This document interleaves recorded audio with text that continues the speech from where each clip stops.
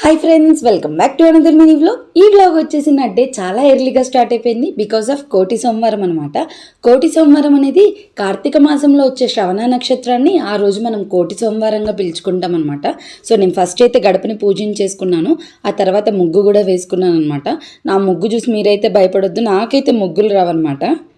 So నేను ఇక్కడ స్వామివారికి ఏవైతే కావాలో అవన్నీ సిద్ధం చేసేసుకున్నాను ఇంకా ఫ్రెష్ అయ్యి. సో ఫస్ట్ అయితే మట్టి ప్రమిదలు అనేవి నేను గడప దగ్గర పూజించుకున్నాను. ఆ తర్వాత స్వామివారికి ఎంతో ప్రీతికరమైన ఉసిరి ఒత్తులు అలాగే గోధుమ పిండి ఒత్తులు కూడా నేను వెలిగించాను. అది మా బాల్కనీలో పూజ చేసుకున్నాను అనమాట. ముగ్గు వేసుకొని చక్కగా స్వామివారికి గోధుమ పిండి ఒత్తులు అలాగే ఉసిరి ఒత్తులు చుక్కలు ఉన్నప్పుడే వెలిగించుకున్నాను. ఆ తర్వాత ఏంటి అంటే నేను నా పూజా మందిరంలో స్వామివారికి నారికేల ఒత్తి కూడా వెలిగించానమాట. స్వామివారికి చాలా ఇష్టం అని నేనైతే ఇన్స్టాగ్రామ్లో విన్నాను. సో అందుకే ఈ కార్తీక మాసంలో నేను చేద్దామని చెప్పి అనుకున్నాను. సో అది కూడా ఫుల్ఫిల్ చేసేసుకున్నాను.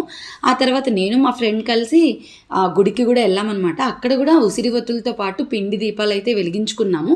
స్వామివారికి అభిషేకం కూడా చేసుకున్నాం అనమాట. చాలా పాజిటివ్ వైబ్ ఇచ్చింది. సో ఇలా 365 డేస్లో మనం 2-3 డేస్ కార్తీక మాసంలో ఇలా చేస్తామన్నమాట. సో నా వీడియో కనుక మీకు నచ్చినట్లయితే లైక్, షేర్, ఫాలో.